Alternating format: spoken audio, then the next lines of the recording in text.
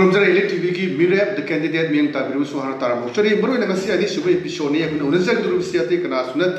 hendak koi Indian National Congress ki Meerep ojaraga su tuan ba India bloc na tuan CPI ki CPI ki mayam sina sogola kanda Manipur da awan ba ma purak na bagi pandam da adumba puthok leba Indian Manipur Parliamentary Constituency da Meerep ojaba Dr. Bimol Akoijam ni hamda tamu terang. Thank you. Tamu nak kuisi yang tuan be interview yang PB kere tamu dia tu masih yang hangeri si kerana itu tu nak koi teaching ki field sudah lagi berdaki how you come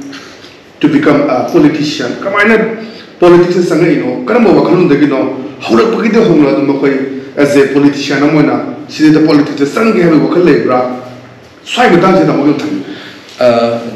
First of all, thank you for inviting me. I can only politics. I said, I had to be away. I know politics. He want to keep one. I the lepak you, but miyang you, but lepak miyang you be issue that involved over. Yaudna lang kasi politics makalam ne. Yung kay isagi na taba miyang you be issue the yaud. It's a political activism makalam ne ka. I going to say intellectual amount so can intellectual must speak truth to the power and intellectual is the saying sakti by powerful ba moida achum mangang by mind matho the high say yam miyam na to don't come of the intellectual must speak truth to the power and adugi principle do may follow those of a meaning a consider is a issue ka do Lengaki, Ashoya Namda, it's a fundamental intellectual economy. It's a political, intellectual native. Aduga. Mayana politics, Yawa Haisina, electoral politics in it. Sishuan took Sakuni Yembada. Both Hadaba me, Habamaga, both Lepa Haibasa. These are two sides of the same coin. Paishagi Mamaya Nini. Electoral politics, both Hadari Kudim Yawa. Both lepa masung both hada basa. So adugi posida di ko electoral politics zoom yaw ko. Now hangai ba wan tuk sa dun de ko ngudoi si ai no politics yaw ba cha te na ta ba sai vote lepa ga. Law making you ba legislature da parliament obi ai assembly obi sugum da member amara kanda state craft da state ki oi ba thabak da hak thing na yaw politics yaw we want to me am na and later on to me I say the politics is the as long as I could give lepa miam we ba wa to ba the activism makalam ne politics ne banangi Aristotle ye na su masan imung hai ba ma mapan gi lepa miam politics electoral politics so kana vote hadare se electoral politics yaw ro ne kaina da senam gi mamai amane bo lepa musum bo thada wai se ko home to one talks ne mena aina clarify down is haidi bo lepa ga state craft da hak thing na thabak to do ne ba ko na se in changai se ko si ke do wai changai no se ha nai is mai changa kan ek chung kalu de yam thing na lo decision February gi ai January gi last week that happy bit khan ba hore taw si bu in sum tawre me am sida and so had a committee to Nico. Lepaki Hiram Gata in a one and corporate a queen in and cover the Edana and the public the memorandum of the summit already leader a swing among the Kuta Europe, Sendo Koto and the Lepaki should the Tana Colanato we poach the queen basically. A rain some work by one Mapan, some lepagam, some effects with the thing na yaruga aina same ngang ni boss aina ansai ki state craft to lenga to the directly yaruga ngang ko same pot ni ngang de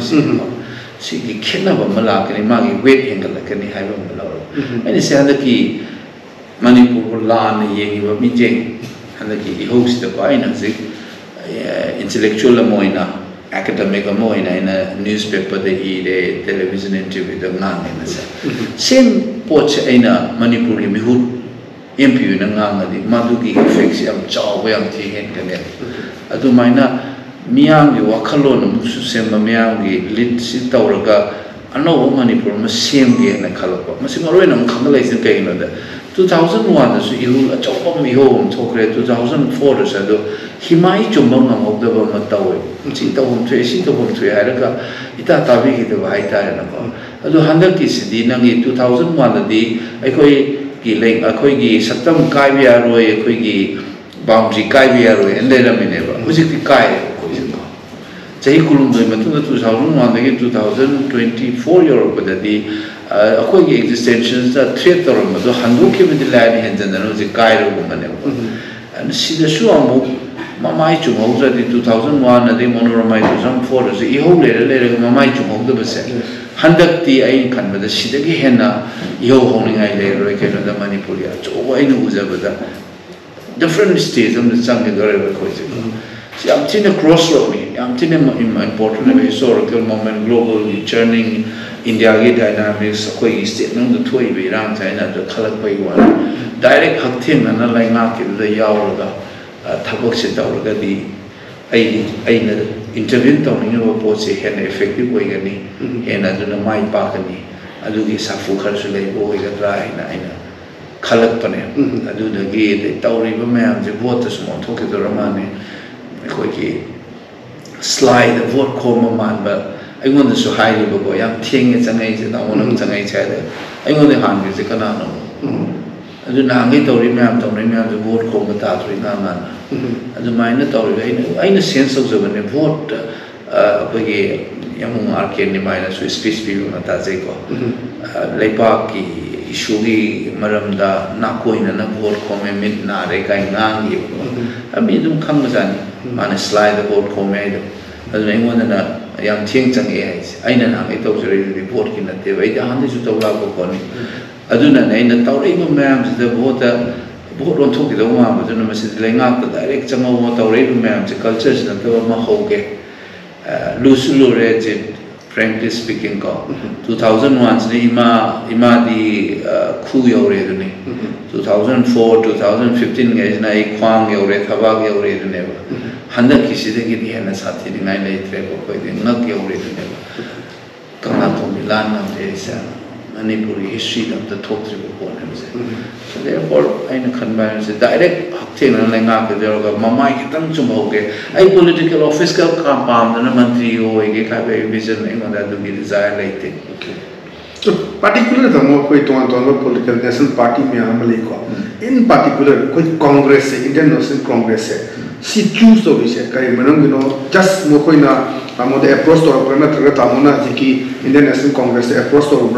from the earlier, from the childhood, just Siki, aspiration, one day I have to Lebaxi Congress will choose to be, I choose to be. Offer the one that had and Noxalu, I laugh at them. Vote Lepo, Kahara party at Topodesula, Congress Sulayana. Aina Tamatam the Kaludam, I just brushed them aside. Kadino, Aina Tauris go board him up, Heck of Bolepo is a game. In knowing it, August, September, a dive over mine, Heck Hiram, as they call it to me later, Rimatunganico. Aina asked any decision or Pomatam City. The holder the hang puts putting them all right. Aina Toramadi, Aina Toramadi. Failure at least I tried Hypermakangina. I do get the Nado, I do the Aina Kalapagi Wanida. Aina Tobushikaino, the Hojik lady, but laying up later, but stateless will give Fibum ladies. It told you laying up is the sweetest the Aina Nam, Danzan and Nam and the Giram. I do get to resist away high target the I. Canada again the Congress na there. So there is the BJP ki magi NDA ki partner when the labor marat na ni yaw ya ponte na so ini hari balik na the team do da sinangi NDA ki saru ko iri ko. Sida ini yaw ba ya the clear cut position na low mo tau ta da Canada ini na reliable ba magi organizational structure facilities ba the politics has to be practical. And the Kadai the practical way hide in a sumo ideological sing to one changeva wakalon chanaba and the Congress ki moigi diversity I appreciate the work of secular project, secular nationalism ali amna appealing orisina akhoi party ki leader hai tare ko Rahul Gandhi na mana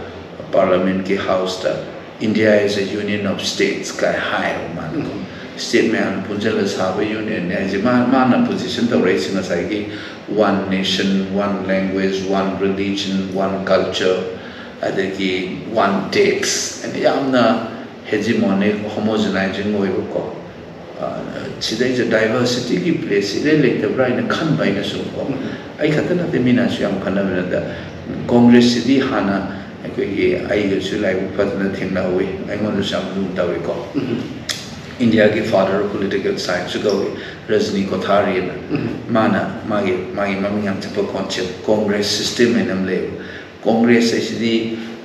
different stream me am accommodate to homogeneity oi de heterogeneity oi makhan mathen yang ba say right of the center hairagana atal bihari ajgano se kogi Sardar Patel hoy ade left of the center hairagana kogi Lohia hoy and the centrist force le me am le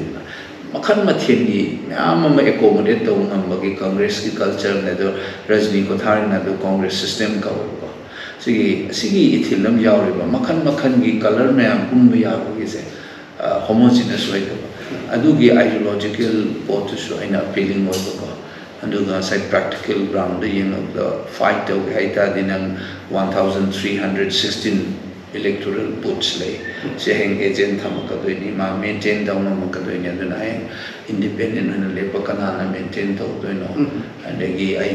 worker agi kai dagi fight of the practical calculation am chang ai so I thought Congress is the best bet from the clear cut oppositional position am so low with na aduna tana mami sami aina moi gi NDA gi saru boiba huji Modi gi sarkar gi the cabinet minister wariba koi lepa yawi na sa chingdana NPF ta koi align mating bangzala ga veli dana ni mo thadore sigi calculation ga je akham mi na de ngang na u wa ni na clear cut position am low adugi na Congress join to okay tamna join to si tamna approach to run that this Congress ki leba leaders me am hai tare maybe central leaders be na moi na hana approach to ami aina sa hai do I just laughed them off kai no board the last aina decision lower kanda aduda di thing moi na su ko aduna moi na party but they welcome and I basically in LPC Congress ki khakna tricity India bloc and am lai na sa so moi na ai thakale moi usi sai am siba mo ki president ai ki honorable MLA Mega Chandra I welcome to one me the Alfred ka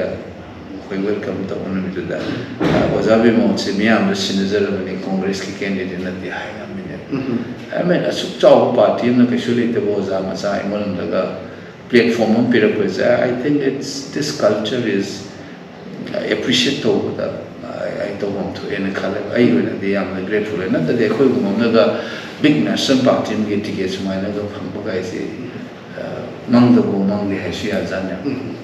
Tamuge ki Congress ki ticket ke matan sida party manung dasu warung nuba me ama han dagi koi party ki ticket tana charakpa aduga se party karmi yeman lerakpa me am sulai madugi they certain though me am sulai at the same time adi me am hainer se tamu se no na koi party ki membership oi dena me am chalna ga mana kudak ticket pangi hai phum sulai adu of course si haji Congress ki primary membership oi bi rabra na tana kamai le se me am member oi dena ticket kai lok membership la oi okay look at particular koi si Congress ki di rain matam na ti haji BJP ki NDA ki matam Azida koi Rahul Gandhi na to na ton ba state ching me am satna Bharat Jodo Yatra satna Nyaya Yatra satna chalo me adubu haji le basi Prime Minister Narendra Modi ga dum ba hum nak suba tam pe bidreli fibam si leina asai ge damna Congress choose to ise haji sarkar se koi tamungam de kana form to ni either se Congress na to budra na traga either se NDA na to budra have si result la kanda June 4 de kandu adubu leina situation si una dum tamna changai si just ai opposition the lady harabasu ai leba ki issue da ki state ki issue da me am si bawr ki having it changai bra na tragana kari no agenda behind si agenda si kai Take number one jet, none heavy getting. I quite election result last week, claim the Pumpton, but in parliamentary democracy, the opposition job they are ruling like they are ruling the after the Toman, but do me on the level of loin of opportunity and the jump long on the loin Chungjan is a Manipur Taoism, and that's wrong. I don't know. I quite Masagi principle jobs of you. That's an opportunity size and ideology said the only ideology is not nationalism, not socialism, not communism, not nationalism, regionalism. Suna not opportunism my tarine. Mama, I opportunism the found a tomb from the Chungjan, I ruling the lady in the ruling parliamentary democracy, it's a curriculum, a second sign. See, Atal Bihari Vajpayee, 1984. Rajiv Gandhi massive mandate from the vote it's a government without it's a fast train without braking. Gari young mama no break out no doing the drug. Danger of it's a subversion authoritarian dictatorship like we have danger of the opposition ki role say parliamentary system and so modern democracy the am thina maru way.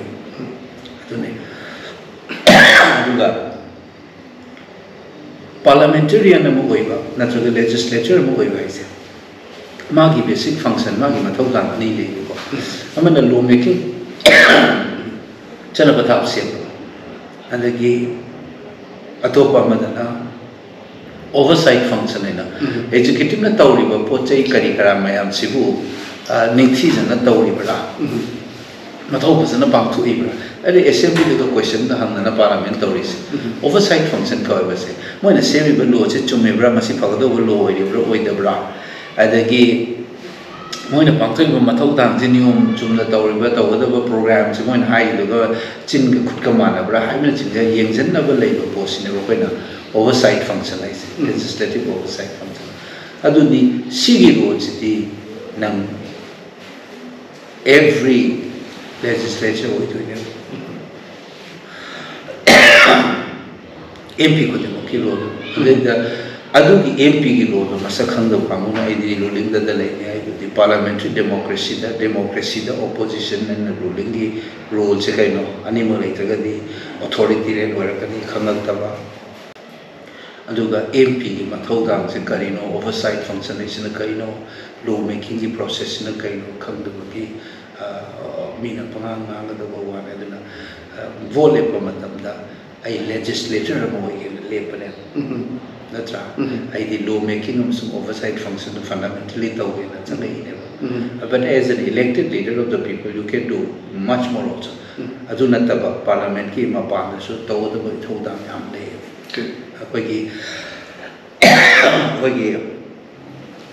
a constituency in a Manipur parliamentary constituency.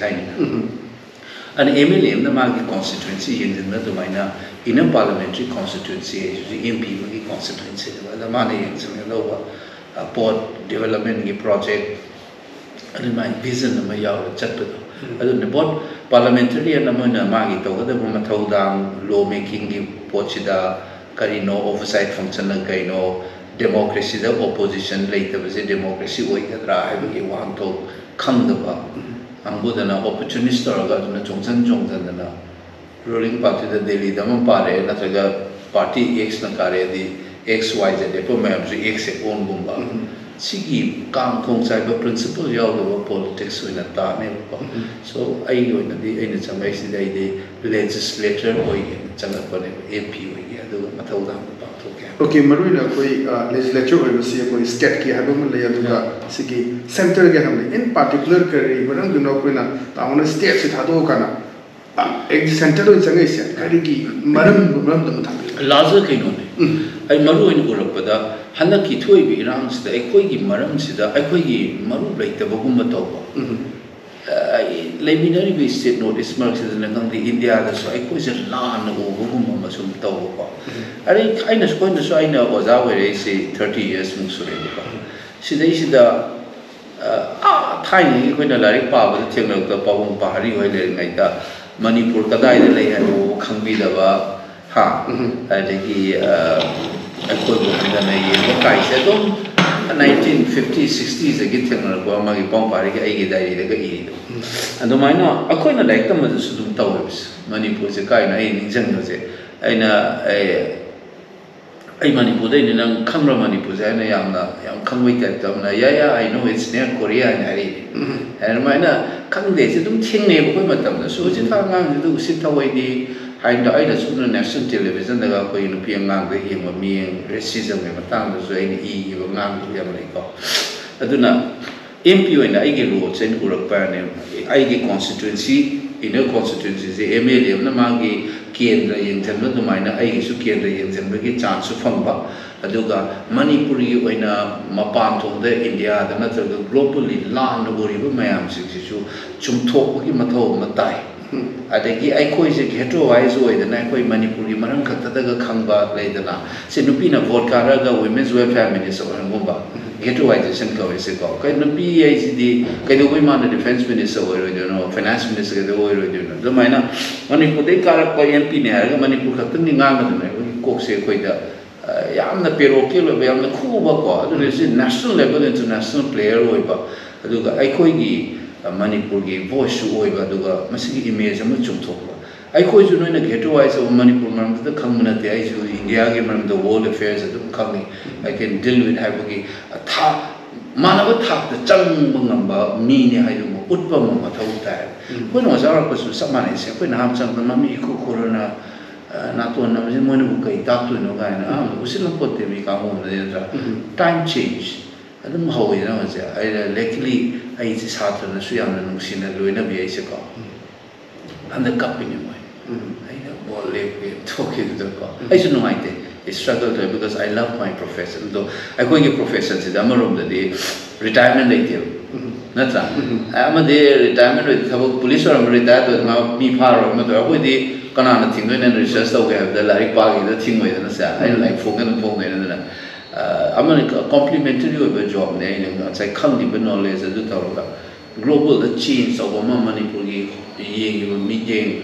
manaba thak te leiba ngam mi ne ko se na Bengali na na to Kerala amana national issue ne anywhere India to the wanga ngamaga ko ne ke do Manipur ka ngang du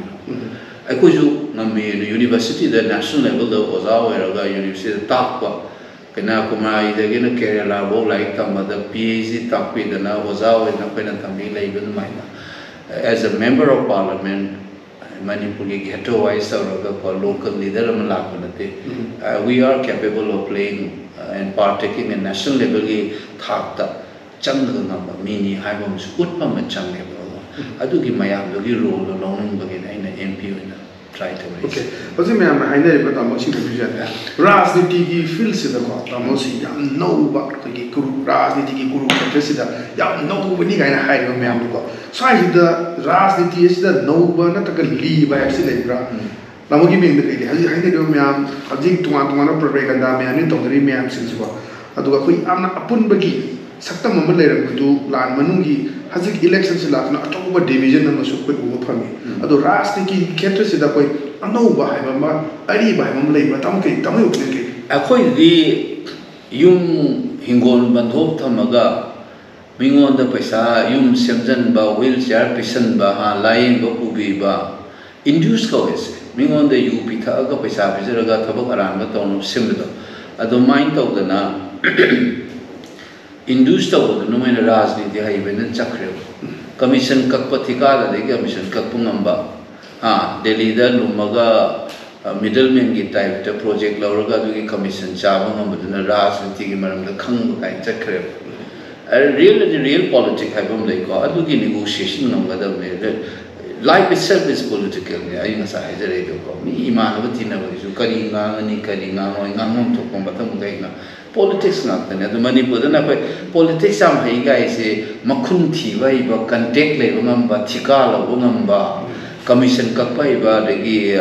project la ra du to na rajniti hai ba chakre de principle yaw de da party mada principal X follow tawge tawdor opportunity bu phangadi jungthok sungjin tawje rajniti haibane chatpra khale Manipur che aran bo wan thune nangi state craft ki adegi lobbying technique leidana ko adegi mi ma minga punma yana bane haina sigi calculate taw ngamaduni rajniti haibai se uran chithi taw na te lan bu tai nen khale ai tai sumagi comment che ko ai hai se ni khoi da lan chakhare ai se aro ai na maru ina se for example ai na le kendra se mamangi assembly na khwai de ki paisa tha da gi state ni kendra mane paisa khwai de ki changni ba bot se ko ki samtung kendra ne mayam ni khungang da kai da khara hai da paisa tha da imphal gi mayon da le ba lari kai bana thallaba officer dei kari kari na mayam da thallaba ki samtung se jit su ya ning mani da paisa khwai de ki tha de ki wai tar mane ba na tra adu ta natana amu paisa tha da ba se ya ti na mama mo chahi mama tha da na ba ho wi wai tar mane ba adu hingon jon na loir ko di sen ngam na rak ta na taw pu ho ri ni kai se phung ngam ba ne ba se sigi about pa politics bunang na politics hai maduna ideal form ne na chala ga di khoi kadai da lei do no corruption thing corruption di mayu mai kai ba dok thamaga bole ko ga bunang adu paisa charu hai ge hai ra ba du ma politician mina khalo ba se se akoi praja miyam se gyan ta wam changi paisa langna da na mayu ma kai ba dok thang na da na property la ba dok tham na yon thok na ta na ga ka gi ba politician chung na miyam ge se ba ta de ge ai ga adu de gi corruption thoi ai na khan bi bra adu ra ba koi politics hai ba hai se ai na ga de se ko e politics ki wan to kari no ya sai layer 3 layer ga je no ga clarity me ga ta wa da ba thaba am se kari no ai ga ama change ama ai na maru na da ko bole pe one of the goal dia tu ni politician nei se me am negative mo se na te mo se si ni na si di me am ta chang ga na imphal mp chang ga law do na te nga sa hai je national level the party tar ga ai khoi man ba thak te le mi ni khoi su hai na chat pa ko ai khoi gi position ju tham ba ai khoi gi la no ri lo mi nga su su thuk na bo na ba ko adu ga mo yim na adu respect command to om chang ne ai khoi ge ta khang da bi da mi gi man da ai na ga su nang thena be no ni example pi ba da ina je india lo da si lai lu ni colonial country ni si lai ni kai na ni si comparison de gi partition ge example ga ta se adu gi ceo mo se adu khang ba ja ni har ka na respect ma sa na automatically la ka do ni akoi Manipur khak ta ngang law ga Manipur khak ta gi su to ga ngang ga mp de di kana na su sit pi roi ba la okay tamo se tang dai thare ka na de ki Manipur irang to ki me home de ke thole irang sida masigi root cause se kai ne kali almost aji 11 months changjala tarata tama to jala ba si akoi ajik to an ba displaced person me ama 60,000 70 me am lady homeless me am lady me ama koi me chakre de mate mi chani gi mate si masigi root cause se tamana su to an national media da ngang lai international media da ngang lai masigi root cause se kai no how we can solve this issue kamaina tamai kari mase akoi cause akoi yam na kui da ba immediate khaido ko makal ko akoi Manipur se fracture ko ba machoi khaibung ta ba gi phibam le ba state ne se kui re akoi ja ho de na du bu Manipur cultural integration kind of TV na toromi ba ha about Stephen Kang na ga toromi ba movement ching tam pun na bo na me ba movement se kai ta i no se koi da mai im le de ta i ne ba pun chen na bo na ba gi movement se mas ai na su da major thola ko matung dai koi gi we the people aina modern democracy da modern ideology hai ta re tha manaba ngak ne koi pun mak nupi wagera nupa wagera furuk x furuk y wagera koi amatani modern liberal right bearing oi banena we the people and koi am pula sabagi experience koi kuina lei hidre tha tara ma thu tane banata adu gi democratic experience su lei hidre ko na so ko se machoi ta ba and gi Delhi na commissioner am pairam ma gi lieutenant governor to chai kulum do mu Delhi na pan banina ai koi masen bargaining toroga give and take experience that the Delhi ki mediator ga le rakhi bogi Delhi rom la ga Delhi na sanak da ai koi gi give and take da solidarity talk da give and take da na koi na mari le na do isa adu na ta Delhi go in chakhi na ko ai so ma Delhi ge ma ta la ge ai so ma ta la ge fracture to gi po cho bum ya ko historical ko masi gi thangna na masi ge sagona na maitai akoi maitai na te maitai na tu tawre Manipur si maitai khakni to gi idea ma su dum la e adu gi ithil na ni ma chu am soi ta we man lei masi handa ki thoi besida adu gi extreme wa reflection na cha mane adu gi project da jalingam haibu na tan cookie gi taroga Delhi ga direct mari le na ga ma su access le na honor ko gi ai ko gi fracture ko gi na ko adu torok pada ai ko gi political leadership sing su vision ya ho do se kudam moi na chaktung phidung da na ko se to khai ta jara ge hai ni na sa lastly but not the least either ko gi hujiki le ba political player map se moi su dynamics am yauri ba say for example Manipur gi cabinet history da moi gi Churachampur se 2015 ne jikha sensitive area na ko federal ga Churachampur da gi minister ta yauri ba sigi cabinet se da ko si tengnopal ga Kangpokpi ga do in pi ga du Churachampur ga federal da gi singsina amate yaudre ba adu ge nange ama psychotic kare be MLA si ma gi political ma ga CM gi tasal nam su dum ui ba ko adagi atopa mana ai khoi gi former DGP si ma Churachampur ga kare ise amrom the minority ne ba moi context da so asigi moi gi political players ngi moi gi dynamics some so adagi tholok pa spill over ba pot so hum su yauri ba ko and so multiple factors ni mayam che aduna immediate hairaga di irang thola kan da crackdown to go among the system ma da ko honorable CM nas dum haidna intelligence failure laide on them admit to ko aduna state machinery sinchina violence fazana control to ngam da gi a chobo factor am ju yauri nam se aduga sum yanga kana di masi chumna gi failure na taba ko na di tawroi na tawdaba manbam su yaurapum central government gi union gi security forces mayam thousand about the lepan bangam de guys na ngam da banati masi willingness ama tawren tawdaba na tawdaba ma ga ngam da bai gam le se tawdaba oina ui wi ko sigi factor mayam se le koina tawrisi je kai political game ma yaw ko ma ko polarization to holaga thrive to se dum kambom da di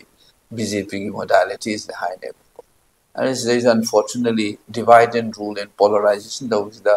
cookie na maitai ju jang sexually maitai na ju cookie da hen na chesan hangi ba mara lang the two white are divide and rule da adu gi man jaw da na ko na take full in mama da ko na kai jari si cookie lo na mak tai na ko no moi gi elite and gi moi gi divisive politics is on tai no kai na idea han de haize ne ko so divide and rule and conscious or the polarization divide kaibung ta laga phuna le je kaibung ta na sin gi hai tar ga di moderate to bam chang ne ba ko si ga si emotive ba na ba sa ga laga khoi da long term game ama to raga Manipur je chugai gi hai bi pot ma yawe hai bi se chin ne do ngam de ba aduna ne khoi na aduna so what is the way forward hai raga di ko who shall build the kill the tado re ko na da to ge am to war ma ge da mi am da masi conscious o head bam chang e ko I di cookie go mai te ga khana le se is a part of a larger game plan ha ra ga di ko adum chang e adu ge amarom da na basic issue khar le ko ge illegal immigration gi wari and the population growth ke si se ko every genuine citizenship le ra ga di ma se ko any fruit was masi akoi genuinely akoi address to bom change ba si de ko kaino da sakchu mane lonely mane na citizenship ba concept om ne ring na loine thangjan ja de ko punjabi loine ma pakistan ki punjab te india changja ponte bengali ne na bangladesh india lo thangjan ja ponte citizenship ki concept om le adu gi achoba factor ama su le adu so it's a multiple dynamics there. And the way forward say the rid of the state se the state ki mai authority mangi sakti je impose of change shanti je la na bo na ba ma gi state se power power is my authority se assert of masi ei set ama lady lenga ama lady no is main taw ya ro ba ma